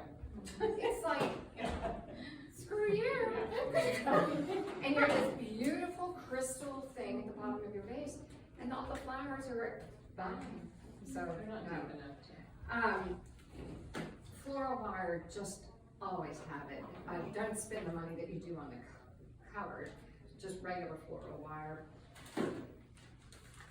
These little flower picks you use them, you know that you use them in wreaths to attach things. You can use them, especially in English garden, to pin down something so that it looks like it's spilling over. You just tuck it in. And there are all kinds of things you can also use to stabilize plants. If you cut off a rose stem, save what you've cut, because you may need it later in your arrangement to support that rose or to support something else in it. So use your natural materials first and then go to your artificial materials. And so that's about my show and tell. Oh, the floral tape. When you have soaked your oasis and then you put it in the container, always tape it into place. Always tape it in place, because you will spend 2 hours arranging your flowers, and it will plop itself out of your container if it hasn't been taped down. It's the worst feeling. And that's why we use weights. We have done flower arrangements that were spectacular. We have a very high cross on a high altar, and the weight of the flowers, things like sunflowers are very top heavy. We've had to put lead weights down there to balance the weight of the flowers. Where do you get the weights, Mary? If I tell you some of the little dark secrets, fishing weights. I wonder about that. The big weights look to me like old clock weights. I don't know that there's any floral source. I think you look in the old garage and you look in the shed, and what is heavy, and lead will give you that. We've used bricks, broken bricks. And so Mary, are you wiring the weights to the container, or do you just put it there so it won't tip over? Like, how does it? We will use chenille and create a tether to it, or so it's your anchor, and so you wrap it around, and then the weight is in the back. And this, I'm trying to think of where here. You, like, if you're doing your baby's breath in front of the Easter lilies, and next year you decide to do something different because you have a more narrow ledge there, just to make sure it doesn't fall down on the choir, you might put some weights back there. We don't use, I know some places will use floral tape and tape it. We can't tape any of our wood, we can't tape any of our. It ruins the wood. Yeah. So, let's see. So, mechanics. Cellophane wrap, again, not the most creation,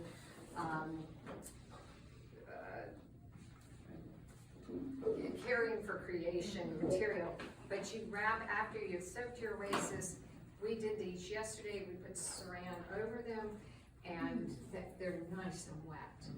And these, when they're saturated, this will be fine for a couple of days. The beauty of this particular style of Lomi, that's the manufacturing company, is that there's plenty of room for keeping water in it, so it will constantly absorb it. Most of our Lomis are this flat style, and so a perfect oasis brick fits in here. And then we cut a little divot so that you have a place Water. to water Oh, right there. that's nice. If you I love that. don't have something cut out, or you can shorten the entire piece, always put your finger inside and water so that you feel water going on your finger. Don't water blindly or you'll have water go everywhere. The other thing that we use for watering is my turkey baster. And I hope this water isn't left from Thanksgiving. No, I think those are little breaks or something. But a turkey baster, I don't think you have arrangements that are really tall, but doesn't that sound like a horn?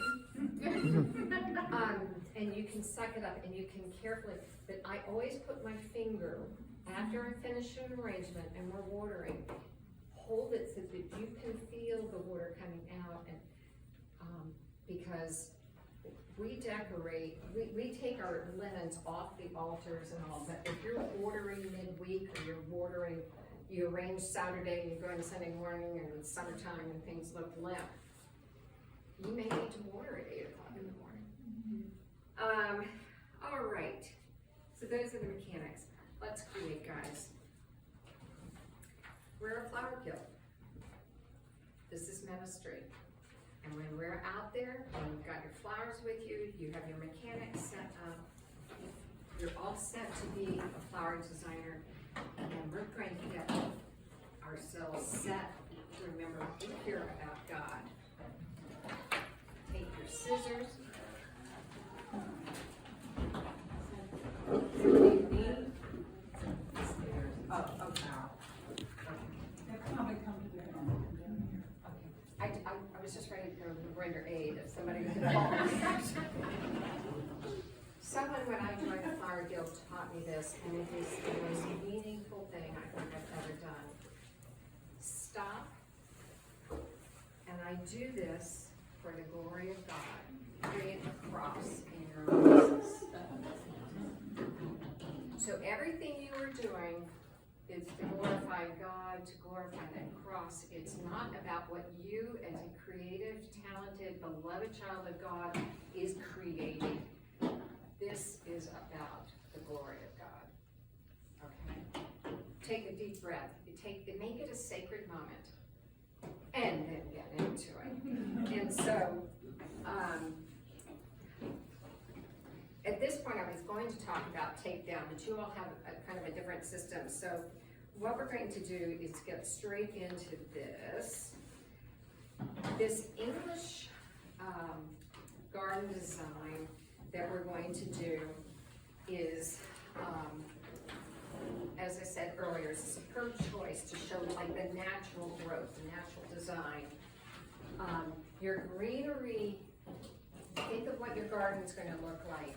You want your greenery a little more prominent maybe than it's going to be in another arrangement, because most flowers have more greenery than blossom. It's a looser arrangement, it's less formal. You don't get quite as caught up in perfect balance or in perfect symmetry, and it's just fun to do. And so, are you all ready? Are you ready to create and give God some glory? All right, at this moment, I have a prayer to read to you. It's sort of a lay commissioning of what you're about to do. It's a Flower Guild prayer that I have modified based on the National Altar Guild prayer. O Creator God, we pray to you to send your blessing upon this Flower Guild and upon the work of all of its members. Give us your grace that we may be devoted to your service and faithful in our care of holy things. Grant that we adorn and make ready your altar, that we may learn greater love and reverence for all that belongs to your service, and through all outward symbols come to a clearer vision of inward and spiritual truth taught by them. We ask all of this for your sake, our Savior and Redeemer. Amen. Let's make beauty, guys. Pull out your recipe. It looks like this.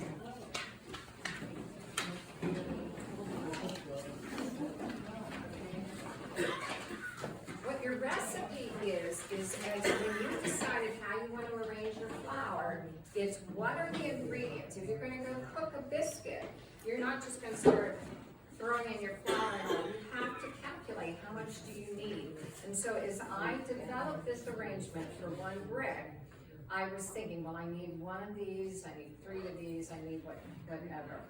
A design rule is, and again, the Trinity is your major flowers, you probably want 3s. You try to have odds of things in your triangles or in your rounds. For English altar, it's a little different, and you'll see how that plays out. Let's go over the materials you've got. Bell of Ireland. Do you all see your Bell of Ireland in there? This one doesn't have a bell. Short, a couple things, I have a bell. Okay. This Bell of Ireland yesterday, when I got it in here, Oh, there it is. when I picked it up from the wholesaler, it had a whole lot of foliage up here. It looks like celery foliage almost. We trimmed it off. Some of these panicles down here had gotten a little bruised, a little tired, and so you remove them. But the Bell of Ireland is just a happy flower. This would not be a green that you would use unless it's requested, probably in a funeral, because it's connoting a lot of joy, right? So, but the Bell of Ireland is one of my very, very favorite vertical foliage lines. Put her notes right here. You can also, you're gonna have to, all these things will get cut down. You may, it's a tube. If you look at the bottom, if you're a Bell of Ireland, it's a perfect tube. And so it's gonna be one of those things, if you need it, you can use to support something. So here's Curly Willow. Curly Willow is right now outdoors, already bursting forth. And fortunately, this looks very Lenten still. It has a very barren look. You're gonna cut this, you're going to shape this, but it is, you can trim this off so it doesn't go over the top of the cross. You can do whatever you want, but it gives a beautiful movement and a sense of offset to what it's going to be, our tall vertical flowers and greenery. Your Floral. I couldn't believe I had the good fortune to have this available. You've all probably seen this, and you probably do it in wedding bouquets a lot, don't you? I do, but I don't have as good luck with it, my tends to will, so I would love to know how to keep it. Condition it quickly. For every flower that's in your bucket today, by the way, folks, you're going to re-trim it, and you're going to create that sharp stem. Like this one, I would pull off these lower ones. Sometimes it's just a matter of removing it. But it gives a lot of movement. And these are flowers that might be harder to use up on the altar, but are going to be perfect down in front of the frontal. Buclurum is great because you can cut it into multiple pieces and it helps cover the oasis.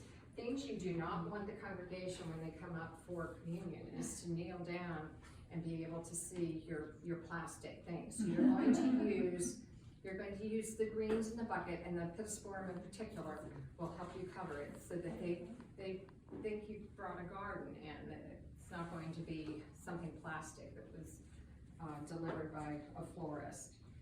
Why don't you pull out your variegated Episcopal right now?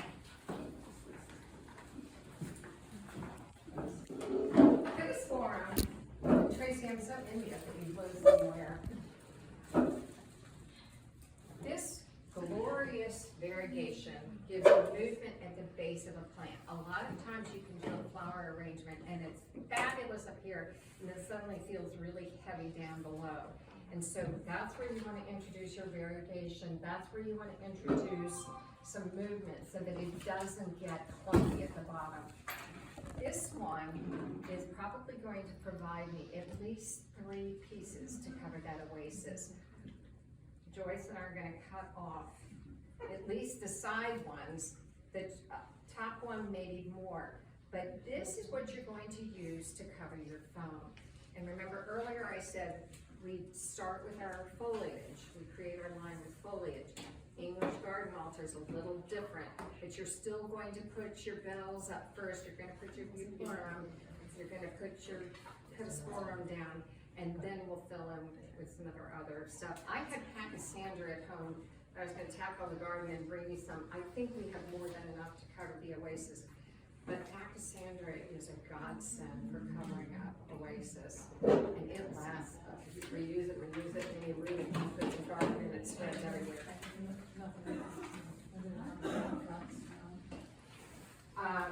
Let's see what else have I got here for you.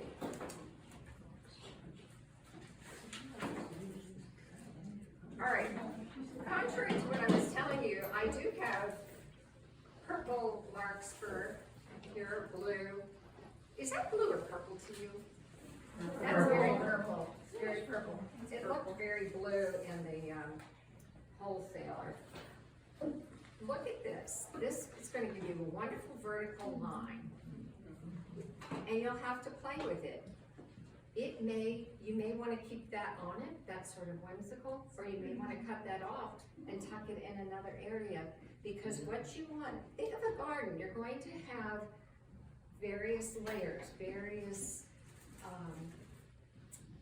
dimensions, so that if you're walking down the garden, unlike, you're not going to have a dense background of one thing, dense of another. You want space, you want air. And think you're going to have several flowers when you connect the bricks. So you don't, for today's class, you don't have to match your neighbor, but just think in terms of what would this look like? You want it to look like there's a beautiful white picket fence and you've got your flowing flower line. This guy should probably be near your snap so you can see the color. Since this is going home with you and is going to be in your front hall or somewhere, you're going to be able to see the purple in ways that you wouldn't be able to see it here. This would show up against a frontal, a white frontal, if you chose to do that for Easter.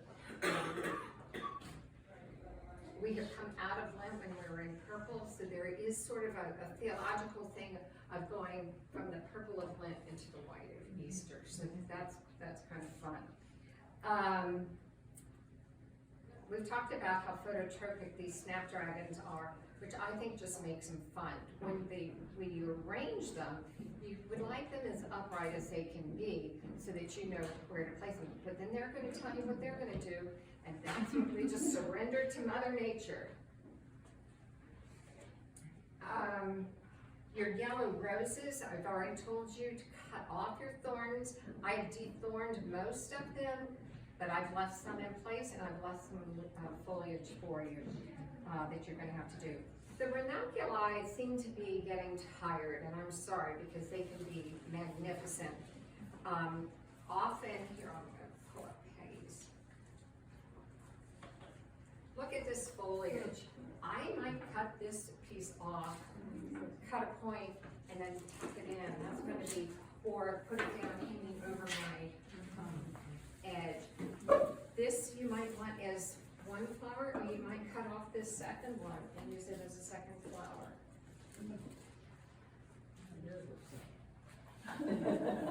All right, we've talked a lot about these hydrangeas. These are big girls. These, think in a, and look at the picture at the top of your thing. Where they had their hydrangeas are down low, and you do that because they're heavy. And the best part is you've got these gorgeous, yummy green leaves that will also help cover your oasis. We left them in plastic yesterday to protect them. You're going to obviously remove that today. I see some leaves here that will probably need to be cut off and save them, and then you're going to cover your oasis. Now the beauty of garden altar is these are your materials, we have some extras. Oh, and then the curly willow, you just plop in, you can either do it at the beginning or at the end, wherever you feel like it needs it. But this is kind of gardening more than flower arranging, and that's what's fun about it. It's perfect for churches, it's perfect for this season. What are you gonna start with? Hi. I'd do the center thing, or either the green around. Well, you're gonna do your little cross, right? Is that what you mean by the center? You're gonna do your cross, okay. And then you've got a brick, and think in a garden, you're not trying to do a triangle, you're not trying to do, do what you feel called to do. I get really boo on this, but I truly think the Holy Spirit is in this room, and you're just gonna kind of know when it's right. That's where our arts do comes from. That's where creativity comes from. We've got a bucket over here, and I've got some extra. I'm gonna do 2 bricks so you can kind of see what it looks like. But y'all play with each other. We've got about a half an hour here where you just create. So Mary, what should we assume the cross height is? You don't know. We don't need- These are, you're taking these home. Okay. So, think of So what the when you space cut are. this down, I don't have to worry about it. While you all are eating lunch, I'm going to do these for the church, and actually, these will have to be finished when the service is over, and when we're up there. We'll have to make sure we're not going too far. We're gonna go for this summer. So the funeral's over. Oh, a lot of black suit. Can I ask a question? Oh, ask Tom. Do we just want it, the visual from one side, so we don't worry about the back? It's a guard. So this is going to be against your white picket fence, it's gonna be against your altar frontal, it's gonna be in your front hall, it's going to be, you can do them for, a centerpiece. They're awfully high for a centerpiece. You could do them for a mantle. Again, it's a different style, it's a different height. These, think more of a flat surface, and think of just bringing the garden indoors. And can I add, so when we're doing altar flowers, generally, it's still the same, so that When you you're want doing, the altar flowers you want. well, you would not do these. No, not these, just when we're doing the altar flowers. Right, So you want the visual from the front. well, you want something in the back for the choir. Thank you. Oh, Because I'm in the choir and But I just don't. a little bit. Yeah. They left one row. That was beautiful, yeah, And- we and- noticed that. 4 people said something. Yeah. So just. So just having something for the choir. This is about stewardship. You've got to think about where can we have the most impact, and it's on your worshipers. Okay. So you don't want to be spending money on flowers for the choir when if a rose is what satisfies them. Your impact should be on the people who are coming to the service. Does that make sense? Yes. Okay. So, oh, we did. So, y'all have like. We're finishing.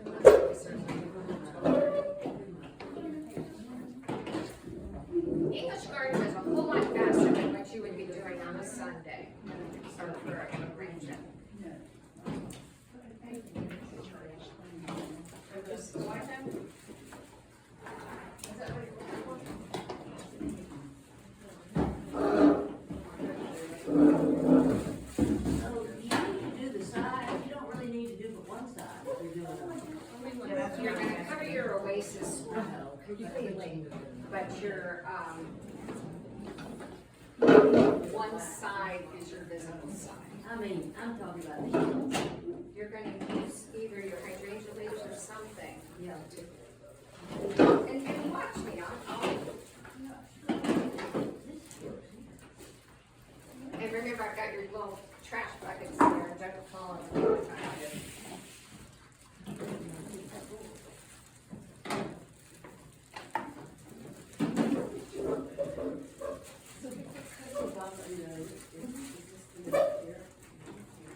Bottom of your scissors right there should start running.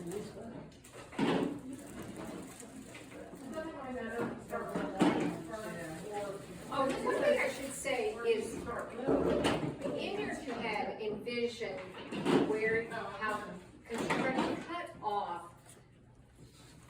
cut less in the beginning, so that you don't get something too short, especially your snapdragons, especially your larkspur, especially the bells of Ireland.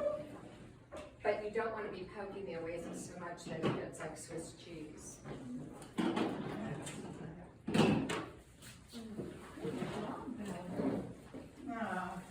I'm bringing some beautiful for you all, so there's plenty of foliage left. You don't like those weeds in there. I like these in the back, they just kind of, the rose, that's what I do, is just stick the rose leaves in the back to kind of fill in. I think we'll get some. And even the ranunculus, like I put some of the ranunculus. No, I'm thinking.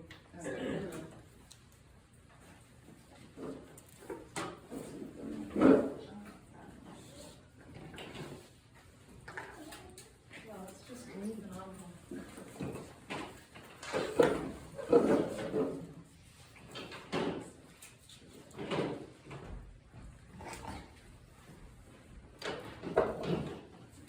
One of the things about taking down, because we have a whole team that does take down, is to make sure your things are clean, that you've got your bases washed with soapy water. As I mentioned, there's some foul bacteria that can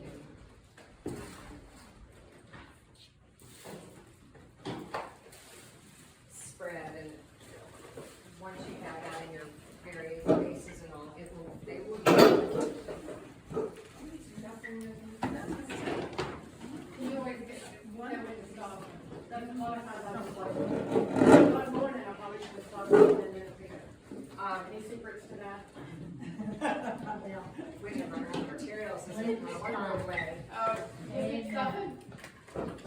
But the other is, with this particular design, you don't want it so jammed that the eye is overwhelmed. You want people to say, look what God has created, look at this.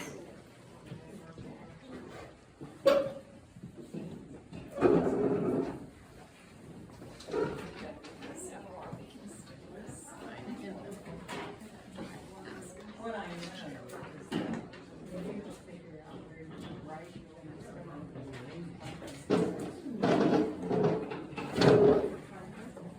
If anybody wants to use floral wire and play with that, I've got that up here.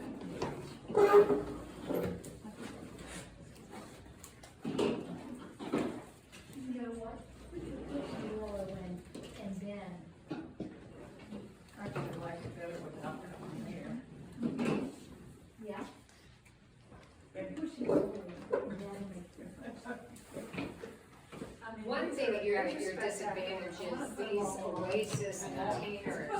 I Put it agree. up there and take a picture of it. Yeah. Of all the flower behind you. Oh, that's a good idea.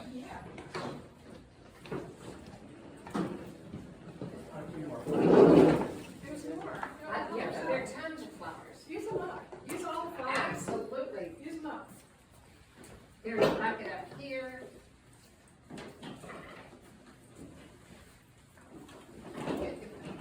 Get that.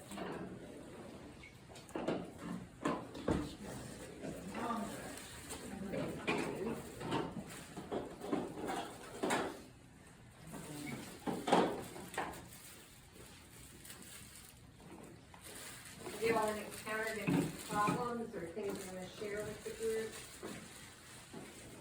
I bring up the oasis. I'm having trouble figuring out how to put the bright ones in so that they have a float or something. The bright roses? The bright colors. You have to think about the placement of those more than All right, so others. we're not trying to glorify the cross, and with this particular one, you can also keep them down low. You see what Peggy's done? I think I'm gonna do something similar to that, so that the eye will go up with the backfire or the snaps or the larkspur, and some of the have too much on one side. other flowers can hold their own, like a rose. Right there, okay, here you go. how to draw your eye. Well, you're not drawing your eye as much here as moving. You're walking down the garden Okay. path. When you say the knee sticks. Anyway, I'll still have to be done, I'll take your scraps. Not yet.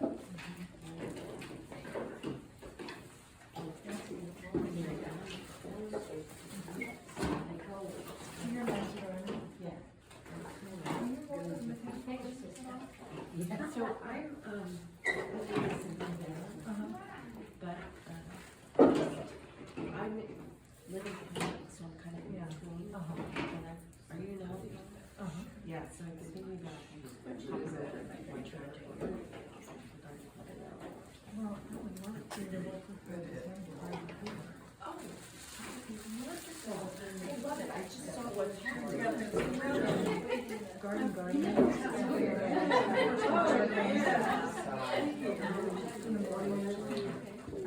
Yeah, I took moving invasives and other. Great area.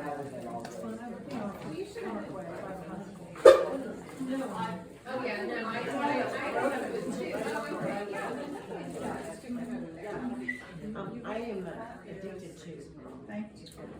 Digital. And then use this one. So I really love to see the very